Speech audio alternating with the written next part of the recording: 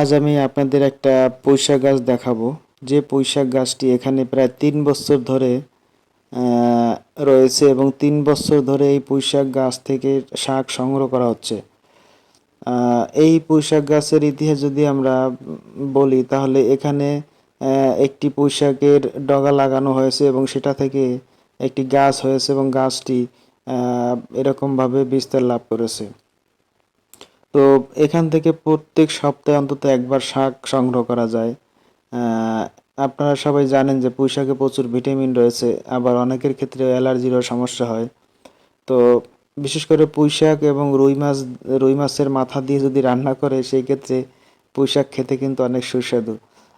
ডগাগুলো দেখতে অত্যন্ত চমৎকার এবং বিশেষ করে এই পুঁইশাকে কোনো রাসায়নিক সার বা কোনো কীটনাশক দেওয়া হয় না, যার কারণে এই পুঁইশাকগুলো কিন্তু খেতে অনেক সুস্বাদু।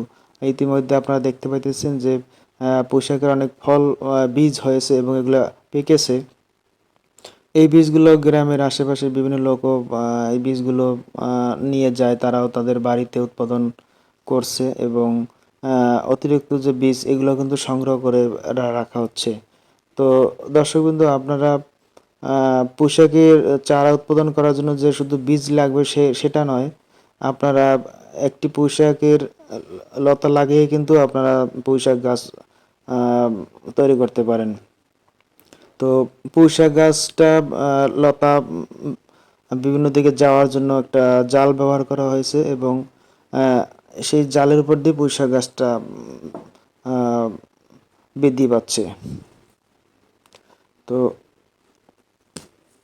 পুঁইশাক হচ্ছে একটি জনপ্রিয় শাক এবং এই পুঁইশাক এমন একটা জিনিস যে এই পুঁইশাক কিন্তু সারা বছরই খাওয়া যায়। অর্থাৎ পুঁইশাক আপনি একবার যদি রোপণ করেন সেই ক্ষেত্রে সারা বছর আপনি পুঁইশাক খেতে পারেন এবং আপনাদের বাড়ির আশেপাশে বা উঠানে যদি একটি পুঁইশাক গাছ থাকে সেটা থেকেও আপনারা সবজি হিসেবে শাক আপনারা খেতে পারেন।